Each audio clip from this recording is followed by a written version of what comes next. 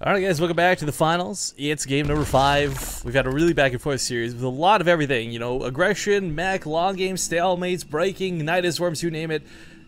I'm excited to see what we got left. Spawning here in the top right corner of the map, fighting for that first place prize of $2,000. It's going to be the Green Zerg player, Samsung Galaxy Solar. The bottom right as the red Terran, YoDa Prime. And of course, second place finish is $1,000. I mean, JK bots back up. Sorry, I broke things for a second. With $1,000 for second place guaranteed, I mean this tournament is I don't know, lucrative at best, at worst, I guess. Keep in mind, for somebody like Solar, he was invited to the group stage. He didn't have to play any qualifiers. He played his group stage. He played his round of it. He's played fantastically so far. And even if he loses this, that's lots of money for very little work. Whereas for YoDa, I think he's had a little bit harder strife getting here. We had a double elimination tournament for the Korean qualifiers. He had to fight it out through the winners match, lost in the finals, fell to the losers match, lost in the losers match finals. So we invited him back to the wildcard group as his results were just too good to leave him out. There he fought against really tough players, Joxy, Jadong, and TLO. Won through the round of 8. I mean, YoDa's had quite the story in this tournament getting to the finals. I'm not saying that means he deserves it, more or less. Just in the context for anyone who may have not have seen everything up to this point. Well, now we're on Deadwing, and this is another great map for that mech build. The bestest. Well, maybe no, yeah. I would agree. This is probably the best map for mech. It's the only one you can comfortably go 4 bases on without spreading yourself too thin. I mean, yeah, that's the biggest draw. Yeah. I mean, he's shown us that's the potential, but at the same time, Solar has shown us he can beat it. So it's one thing to just go mech. It's another to go mech kind of blatantly. Just I win, GG. Like, that's not going to happen here. YoDa's going to have to play this out very well. At this point, 2-2, it's still being a best of 7, far from over. And it sounds so cheesy to say it like that, but it really is hardly over just yet. And I think if Solar can get over the hump of this map, he'll come into the last 3 games, or sorry, last 2 games rather, a lot more comfortably. Of course, chipping down those back rocks, pretty important. It costs you basically nothing. Maybe you would have been scouting with 1 or 2 of those lings, but it probably wouldn't have gotten that much scouting anyways, so why not stick them on the rocks? Make sure that that tank drop will not do anything. Yeah. Honestly, this is so common from the Zerg player that it's like why Terrans don't seem to go for Hellbat pushes anymore, because it's so common for the Zerg to get the Baneling Nest. It's so common for the Zerg to break on these rocks that Terrans probably should not go for the tank drop anymore. I wouldn't say don't go for it. I mean, it's one of those things where, okay, you see the rocks are low, you pull back, you don't dedicate to it maybe, but tanks definitely have their place in the matchup, and as we've pointed out before, you can always throw the tank over here, you can save it for the push later on. I personally am kind of on the side of, like, always do the tank drop no matter what, but yeah, you're right. Like, this is getting to the point where it's getting auto-countered, so... Here's, like, it's not an auto loss, right? I'm sure we cast games where they got denied doing this and still won, but it's like you give up Hellions to do it, because you get the tank from the factory, of course. And you also, like, the counterattack's really dangerous. You usually have to get 2 tanks, and then you're pushed forward on a creep on Deadwing, which is already a big enough map, with, like, a lot of dead space. Tanks aren't helpful. It doesn't lead into a good mid game, in my opinion. I think it really reminds me of the dynamic of what Blink used to be for Terran, right? Like, okay, Blink on most maps wasn't a guaranteed auto win, but it was still a good thing to do. First blood. I guess things have changed, and for the sake of Deadwing, this is going to make sure that there's no issue. Not that YoDa was really going for this, but again, that Paranoia comes in pretty strong. Instead of opening with the tank, goes for the Hellion Banshee. Pretty standard stuff. These Hellions could dart in there, I suppose, but not worth it. But the base layout as it is, you're running onto a lot of creep, so fastlings will just absolutely surround your Hellions. Don't know what that drone is doing.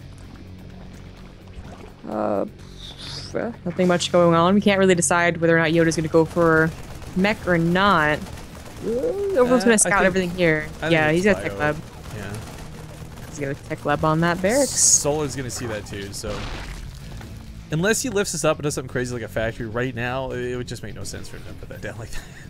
So, yeah, it's one of those, what's the... Occam's razor. There you go. Occam's razor.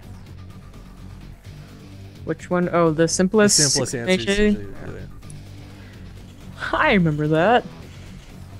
And whoa. Psych! Whoa. JK! Take that razor and go cut yourself for being wrong. That got grim. Yeah, really fast. Sorry, but double armories, boys and girls. I was about to go in this big spiel about how like bio was a weird choice and maybe it was a mind game, because I mean there's really, I guess it's kind of a bit of a mind game with the barracks and Ticklat, but there was really no reason not to do mech on this map. I feel Deadwing complements it so incredibly well. It's just it's gonna play off quite nicely here, I think. I do wonder if that was a mind game. If it's not, it's an unintentional one. Like, surely he's going to use that tech lab. He's going to pick up the barracks and use it for later because you're going to put factories on it. But to actually have it down so the Overlord saw it could really mess up Solar here. Yeah. Well, he's going to have to worry about that afterwards, because even if this was bio or mech behind it, it doesn't matter. This push is 2 Banshees, how many Hellbats? Like 12? 3 Queens, a couple of Banglings. If YoDa splits well, I really think he crushes Solar's defense. I don't know. It's just hasn't been working out so well in the last couple of games. He does lose one of the Banshees immediately, so maybe never mind anymore. Banshees, of course, would snowball this attack so hardcore. Not the Hellbats, but yeah. This doesn't go well at all. Nope. Again, it doesn't go well. Of course, I feel like the queens, they always seem to have a good concave. There's never like 2 queens like stuck in the middle of Hellbats dying. There's never that ball rolling. Like Solar, without even scouting it necessarily, is always seemingly prepared for it. Yeah. But you know, YoDa, the Spore Crawler was away. The Overseer wasn't there. Like that Banshee potential was just scary for sure. Yeah, it was. It was times that like those that I wish that they would check first with the Banshee, because maybe they they don't worry so much about Banshees, so maybe they do only have two queens over there. Maybe 1 queen does die, and then you come in with the Hellbats. I don't know. We do have 4 bases versus 3 now. I think Solar has that many Hellbats. It's mech. Yeah.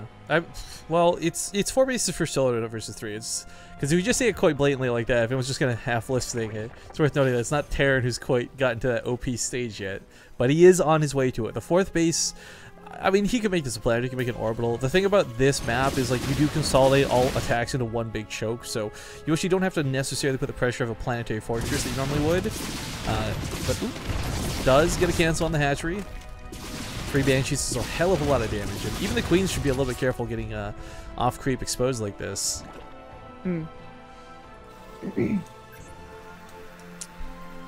mutas are on the way, not too surprising. Again with the Baneling speed.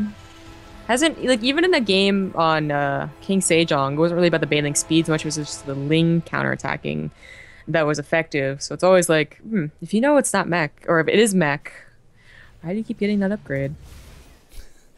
Yeah, well, it's the possibility of getting around, morphing a couple Banelings and possibly sneaking in. I mean, we saw it on King Sejong, right? Like, he kept trying to sneak those Zerglings into that hidden alcove. Maybe that alcove's not available here, but maybe he tears down the rocks later and the Banelings roll in. And I don't know. I don't think it's a bad upgrade, but I don't like getting it early, I guess, is probably the thing.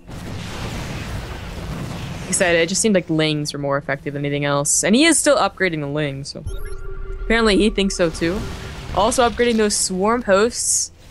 Yup, last time we saw him go pretty, I'd say almost perfect with that count. I really like the 15-16 number he had gone for. 8's a little too low, and that's what we see a lot of players do. Anything more than that, it feels too much dedicated to that supply that's just going to be it'll meet a wall of tanks, and it won't ever get up the ramp type thing. So the way Solar was using them back in King Sejong, just the pressure build rather than like the all-in, I rather enjoyed that. We'll see if he replicates it here. It is going to be a much further away, and a lot of creep spreads going to be necessary. The further he puts these out, the more exposed they're going to be and more susceptible to something like Banshees picking them off. Yeah. And they don't have a whole lot of support either. The mutas are going to be harassing, and there's only 6. There are 46 Lings, but they'll be demolished by Hellbats. Yeah, the opening on King Sejong was made primarily because there wasn't that ring of turrets in the main. Solar's mutas actually did a lot of damage back in that game when they shouldn't have. This time there is that ring of turrets down. This time there's Thors, there's Vikings, and these are going to be hard pressed to find a lot of openings. Maybe through the south side. It's a little bit barren right now, but not for too long. Actually, a big weakness is down here. 5th base on the way for Solar. Definitely start taking the map more and more. With the creep spread as pushed out and as linear as it is in these spawn positions, it's pretty easy to be like, okay, the mech army is on its way to kill me. Let's get prepared. Put the Swarmos in position. So, like, spreading out everywhere on the map is really easy for Solar. YoDa, 4 bases super easy. 5 bases gets a little tough. The game goes on. Well, he's definitely started the choke off here. I like the Hellion count being so numerous, and the fact that there's still Hellions means he could potentially start doing some run-bys. There's a big clear shot from here all the way up to Solar Zone 4th. So a bit dangerous there. But starting to chip down the rocks from behind, so perhaps going to implement those tactics we were kind of discussing before. But at the same time, it's battlecruiser time, baby. He's starting to get those tech labs up. He's starting to get those starports out, and YoDa's going to be working off of, what is that, 5 starports? Man, this is going to be that airtime. And unlike previous games, you know, he hasn't really bled out YoDa leading into this. YoDa hasn't felt the pressure to the point where he's going to break prior to the battlecruisers. He's happily on 4 bases, just banking up those minerals, waiting for those battlecruisers. Yeah. If Solar needs to start, you know, thinking about what he can do to start picking away at this. And of course, one of those options is getting Vipers and abducting into the Spore Crawlers that are getting closer and closer to YoDa's main army. I think on top of that is, it's not just abducting a couple of Spore Crawlers. You need a lot of Spore Crawlers. But more importantly than that, I would actually really like to see Solar just take every base on the map. Even if he doesn't start mining from it, just the opportunity to have hatcheries everywhere. It's one of those things where you can smother a Terran player and YoDa won't be able to sneak out like a 5th or a 6th at any point if you've got all the hatcheries already placed. Yeah. Ultra's Cavern is, you know, Ultras, they could be okay on Deadwing, simply because if the army does ever move out, there are good surround opportunities. However, YoDa, again, he's probably not going to push out. If he was going to push out, he would have already done it. He's not going to push out until he has a bunch of battlecruisers. At that point, even if his tanks die, he'll have like 8 battlecruisers, and he'll still win the game. Just like an overgrowth. So I don't know about actually getting these ultras. I don't think they're gonna do a whole lot. We'll see. Our banelings morphing somewhere. 24 of them right behind the swarm hosts. I don't know what he plans to do with this though, because the tank count is so numerous that those banelings, if they roll into the planetary, okay, they might kill the planetary, but they're not doing anything more than that. The tanks are just gonna obliterate them. Maybe that is his plan. Like, well, he's already maxed out, so never mind. I was thinking something like, you know, kill the planetary and max out with ultras, then attack. Well, half the banelings die before they connect to the planetary, but he does take it down with the swarm host, the locust fire. I mean, the nice thing about the planetary is, like, okay, it's a little bit of damage, but for the most part, it soaks the hits. The tanks don't have to worry about the locust shooting them because they're shooting this flippin' building that's in the way. Yes. I love that he puts down 2 immediately after that. So for it YoDa's does... sake, though, I mean, okay, so he's getting battlecruisers. He's getting to Lake Star. He's on 3-3. Do you think there's pressure for him to take a 5th? I mean, like, it seems like he's sailing comfortably to that point in the game. Yeah, there really isn't.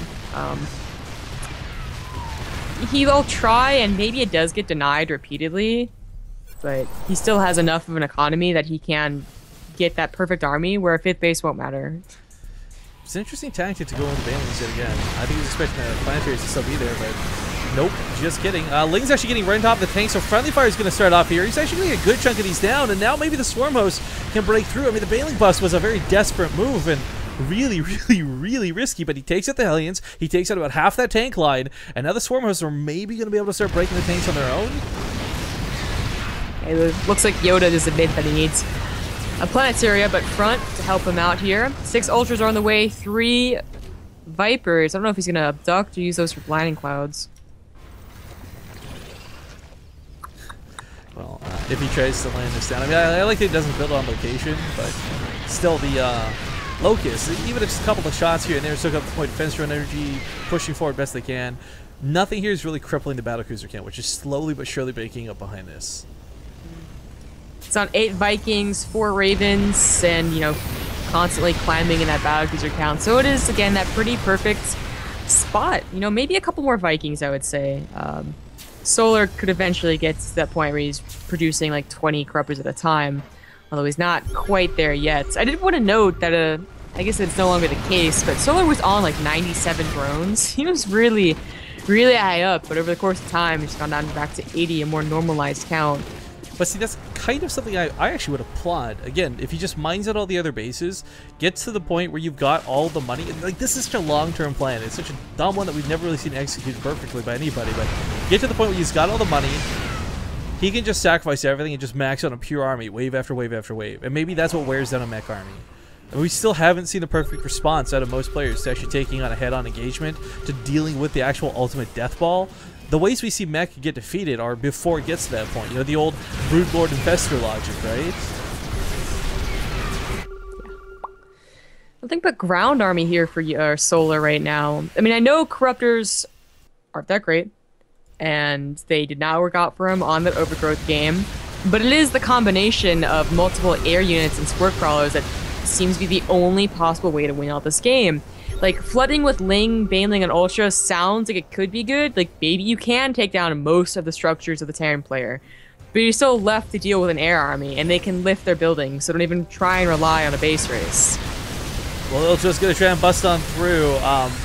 You know, actually, thinking back to maybe a bunch of Queens wouldn't be too bad to have for this. You know, go for that infinite transfuse cycle, but that got shut down. He's trading out armies, he's trading out Ultras, he's trading out tier 3 units for planetary fortresses at this point. That's really not what should be the cost-effective way to play this out. YoDa is going to get this blocked out a little bit here by this creep spread. He's going to scan forward to see what opposition he has, but you know, as he starts moving out with his army, he's got to be careful he doesn't leave too little at home, that he doesn't abandon his defenses, because so oftentimes we see Terran players get a little bit overzealous with mech, and like this is where they expose too much. But with so many battlecruisers in the air, it's going to be really hard to get to the point where you are exposed, where you are perhaps quote-unquote weak.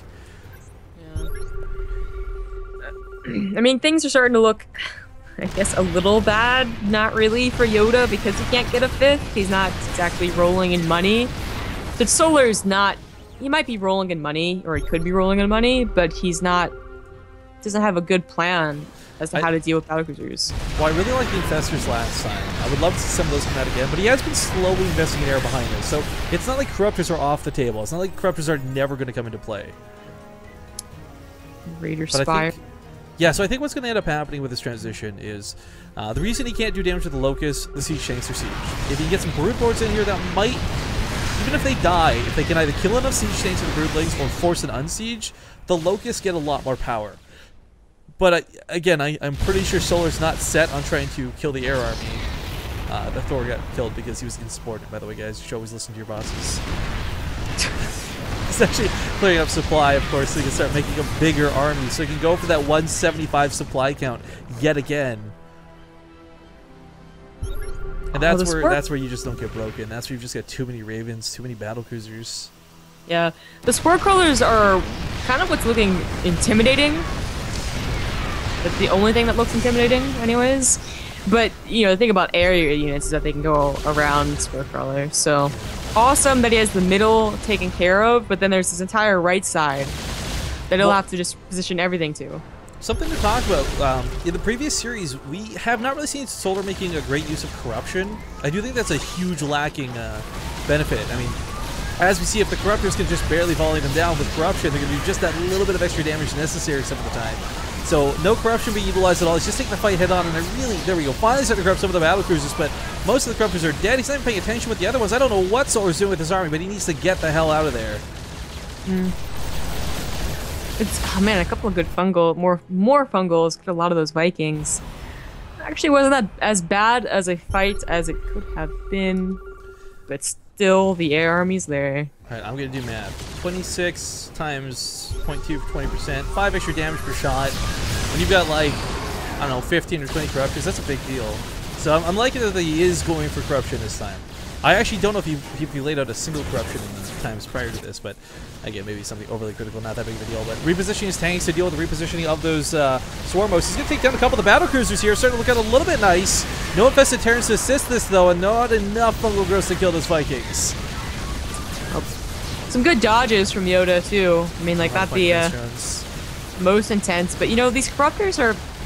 Oh, never mind, the Vikings are getting involved in that fight. Yeah. I mean, the Viking count's actually not as big as you might think at this point, but he has killed a good chunk of the battlecruisers. Now starting to get some mules on the front line, not for manners, but of course for repairs. I really want to see more infestors. I mean, I like this count, but it was a cool combination of like, I mean, there was the infested Terrans, but those are gonna get annihilated by the siege tanks. So no blinding clouds to support this really makes that rough.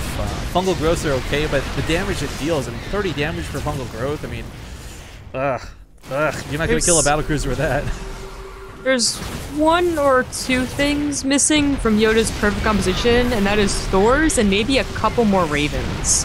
4 Ravens run out of energy pretty quickly. This army, though, tentative on both sides. No one really wants to get involved or committed to something they can't fight.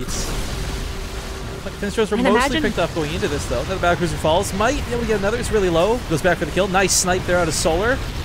2 Thors would have just demolished that Corruptor count. Well, maybe not demolished, but... They were so balled up. He stood there so long. He wouldn't have been able to freely move around. I agree with that much. But, you know, Corruptors with +2 armor, Thor damage not being the greatest versus armored, I don't know about demolish. But yeah, you're right. Like, it would have been good to have those, 100%. For Solar's sake, too, he's starting to get a little bit, not strapped for cash, but, you know, he was 3-4 bases above his opponent prior to this. I would love if he would keep expanding. I mean, at this point, you're going to be transferring drones off anyways. You're going to be sacrificing drones at some point. He's trying to use his economy to overwhelm an unbreakable army, and to do that, you're going to need a lot of money. A lot of money. Static defense coming down over here too. Still no Vipers in play. I care so. I don't think the abducts are that big of a deal, but the blinding clouds letting the infestors get in, make sure those tanks can't snipe them off. I think that's a really critically overlooked thing for Solar at this stage of the game. Well, the scan's going down. YoDa wants to know what Solar's economic position is. Yeah, and that's again kind of like a defeatist thing where if you scan 7 bases instead of 4, you don't feel nearly as out of the game. Not that I think YoDa even feels out of the game, but Solar is still with decent command, decent control so far in this series. I really would request some Thors, please, YoDa. Send in a requisition. Yeah, that would make your armies a little bit more perfect. Oh my God, he did that on a couple of 6. Is it a requisition because you're requesting things? Oh my God. Oh. Wow, that blew your mind, did it? There must be an oracle nearby because that was a revelation. Ha! That's a good one. All right, so this is not quite that like you're pulling your hair out of your head, infuriating state of the game, but for YoDa's sake, keep in mind, guys, as incredibly scary as this army is, he doesn't have the money to replace it if he loses it. He's not been able to mine out freely. This base is still being pressured this entire game. We are at a state of the game where, oh, actually, some spore cores getting cleaned up. We're at the state of the game, though, where YoDa's going to be a little bit scared about losing an engagement. It doesn't take much, but it just takes one bad engagement for him to really get screwed here. He's got to be so careful not to go ahead of the battlecruisers with the Vikings. I mean, the battlecruisers are, you know, they're balling up a lot, so a fungal would hurt them, but it's more about the like fungal right hurting. there. Yeah, that army, the Viking and Raven. If that goes down to fungals, yeah, the Corruptors will probably kill the battlecruisers. Yeah, that's the thing. Despite Yamato Cannon basically one-shotting a Corruptor and there being 16 Yamatos at a time, basically one for each Corruptor type thing, it's not at the point of the game where he can really afford sacrifices like that. So for Solar, he has to keep ducking back. He has to make sure he doesn't lose the Corruptors to Yamatos. He has to make sure he doesn't lose it to the Viking stop, or I guess one-shot, you could call it, whatever. But, oh, hey, get this creep off of base straight TV, Solar. What are you doing? That's rude. I wish YoDa would actually try and expand a little bit more. I mean, I know it's... But can you play him that he can't? I mean... Yeah, I mean, only a little. Simply because there's no part of Solar's army that is very mobile. You don't actually... Like, if you took the bottom left position, I don't think it'd be attacked. Yeah, he kind of opened the doorway here with that the rocks earlier, like Solar showed these down, so you'd be able to transfer SCVs fairly safely. But at the same time, I kind of want Solar to do a back attack. I mean, get some links with adrenal glands on top of the tech labs, remove the chance of any battlecruiser reinforcements. Yep. That's a chance having a hard time actually hatching here. There's been a couple of times where there's been a little just very small focus fire. It's actually very important with the tanks actually targeting down the infestors as opposed to anything else. Yeah, and Solar at the same time, he's been doing some cool things with the tanks, like one infested Terran trying to get some friendly fire by lobbing it on top of the tanks, trying to soak some hits with this, as we see, for the Storm Host to get in here. And if they hatch, you know, infested Terrans aren't affected by the point defense drone, so they just kill tanks and slowly but surely bleeding them out. However, YoDa, again, reproducing. And if there was some way for Solar to get on top of the production, it's probably his best bet to cutting this off from behind. But, of course, for him, there's not a lot of ways to do that. Everything's focused here on the front lines, and he's trying to break this. But for YoDa's sake, too, this looks so easy. It looks so relaxed, like, ha, I'm Terran. I have command of the game. But that's not the case at all, because again, he's spread out, he's worried about fungals, he's slowly advancing his way forward here because he knows it's so dangerous. He can't just aim move into a bunch of locusts with unsieged tanks. That'll cost him his ground army. Oof. That mech army is very, very, very slowly. It's slowly but surely, yeah. So slow. Oh no! Oh no! Oh no! Almost gets it. Goes around for the wrap of the second one. Gets the fungal growth on the right side. He should be able to kill these Vikings if he doesn't lose the infestors. He does need 3 more fungals though, and it's not going to happen. However, on the left side, starts taking out some of the battle cruisers. Too much of an air army though. Those 34 corruptors dissipate down to 10. So he's going to make a bunch more infestors, but you know, with 12,000 minerals in the bank, is he lacking larva? Where's the production? No, he's got 80 larva. There we go. 38 corruptors coming out behind this. Oh, that's pretty quick. But you know, not oh, no. army. No.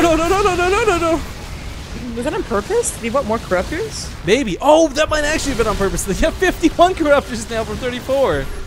YoDa has 1 mineral to speak of, by the way. No mules on this base because he's busy scanning.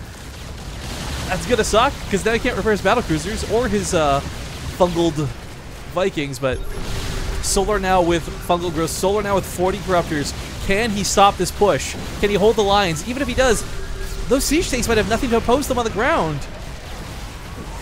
He actually has a couple more command centers that could be mining right now. Where are the Vikings? Where are the Ravens? Late to the party, and that's going to cost him some battle cruisers on the front lines. We got to see those fungal growths come out, but all the infestors are dry. There's nothing left here. Secret missiles going up, and he flies them into the Vikings. Friendly fire kills some of the Ravens, and Solar might just break this impossible army. If he can win the sky battle, he can morph in a couple of broodlords. He'll deal with those tanks. 20 more corruptors coming. 30 legs on the way. Solar has broken YoDa.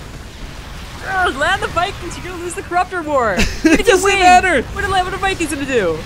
Okay, so he's gonna win this first initial fight, but the Lynx can't connect to those tanks. It's a bit of a suicide move out of Solar. YoDa's got no money to work with behind us, though.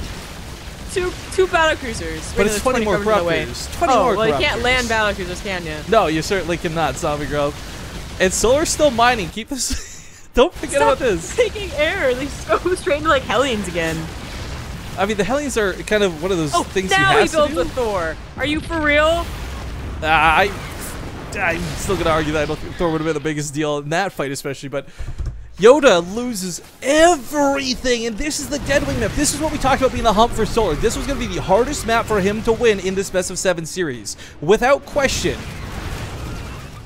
Now he's going to chase the Broodlord slowly and surely. Mules coming down like crazy. Look at that income out of YoDa. He's trying to make up for lost time, but is it too late? Was there too much time lost? Because look at that army supply. Solar with double that of his opponents. But, you know, a lot of that is corrupted. For now. Here come the Broodlords as soon as you get the gas for them. Slowly they'll turn into Broodlords. A lot of Thors are on the way. If they can get underneath the Broodlords, they can. Even then, they're actually not that great. No, they're not. You can't transform. Transforming them does nothing for you. Leaving them in the regular mode does nothing for you. Thors are just not that good against Broodlords. This is where you swap in them, you know, bio. Yeah, Marines, please. Clearly.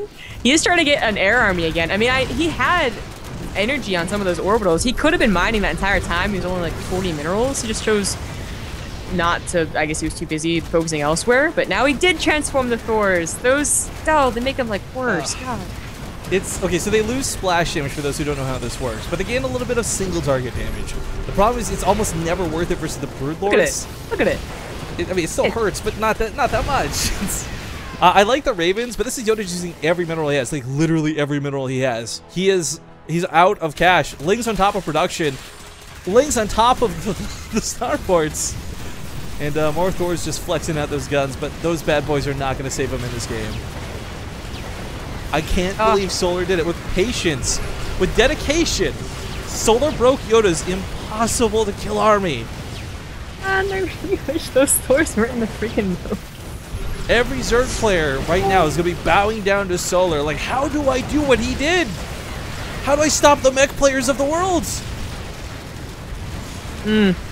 Yo, the unsieged tanks are actually doing a really good job of cleaning up the Locust. I didn't expect that, but that being said, there's just too many blue boards. Last of the anti-air starting to go down. We got corruption coming down on top of the tanks. Good game. It's going to be called. Solar will take a lead in this series. He'll take the hardest map he could have fought in this entire best of 7. Now leading 3-2. Oh, I was worried that we weren't going to get